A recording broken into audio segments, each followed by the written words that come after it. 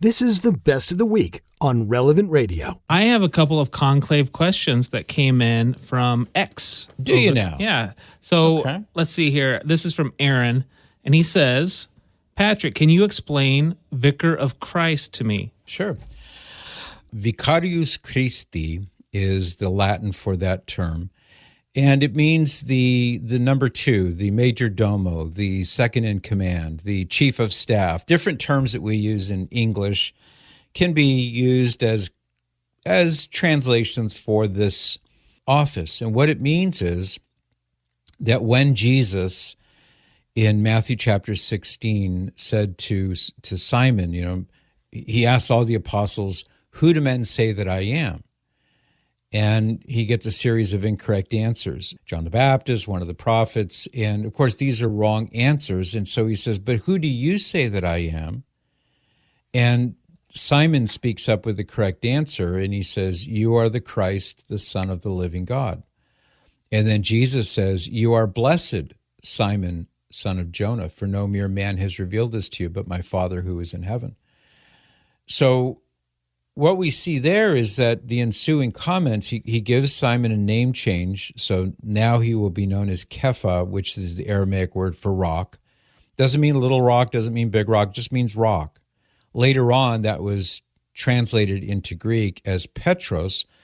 The Greek noun for rock is Petra, but it wouldn't sound right to call him Petra in Greek because that's a feminine ending. So Petros was the masculinized version from which we get Peter, Pedro, Pierre, etc. But the actual name that the Lord gave to Simon was Kepha, sometimes seen throughout the New Testament as Cephas or Cephas. There's some slightly different ways of writing it, but it's the same name in Aramaic.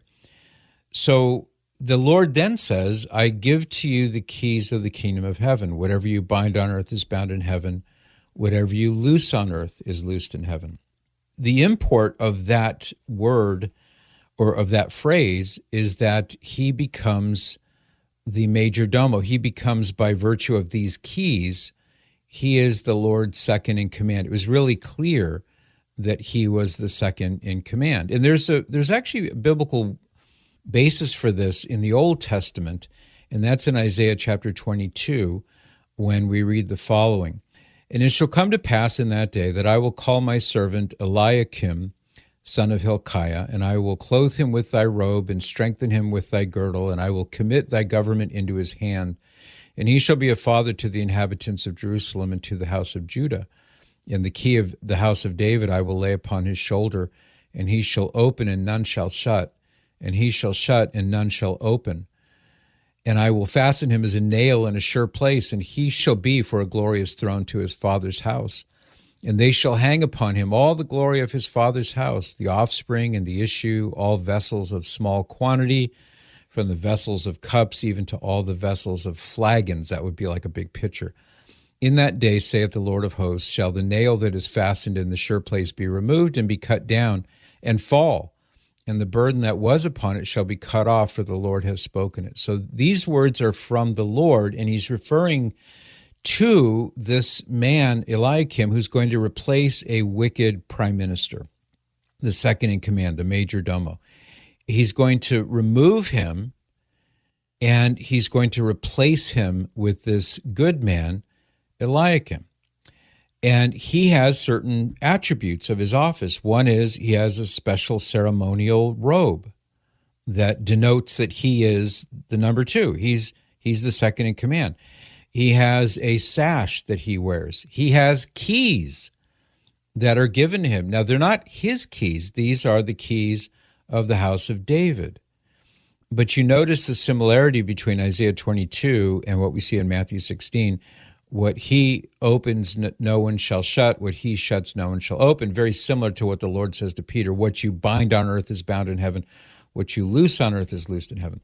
So the idea of the Vicar of Christ goes all the way back to that statement of Jesus to Simon in Matthew 16. And I think it's pretty much a foregone conclusion that these very biblically literate Jews who were there, the apostles, they would think about this verse in Isaiah 22. Like, oh, wow, you're installing Simon with a new name and a new authority, and you're giving him individually the keys, or you're saying he will have the keys. So I can't help but imagine that they were thinking of this verse. And so it was that from the very beginning, it was understood that Simon Peter, was the Vicar of Christ. He was fulfilling this role as the chief of the apostles. He wasn't merely first among equals. He had a special authority even over the other apostles, and his prominence in the Gospels and the New Testament books is far and above the prominence of any of the other apostles. So that's really where this teaching of the Vicar of Christ, Vicarius Christi, comes from. It's actually one of the ways in which we've always talked about the Pope as the earthly head of the church. Christ, of course, is the head of the church, ontologically, biblically speaking.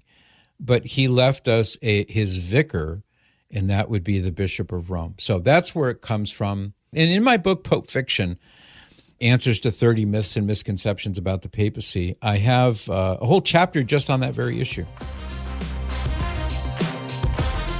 You can join me by listening to The Patrick Madrid Show on the Relevant Radio app, live each weekday at 8 to 11 a.m.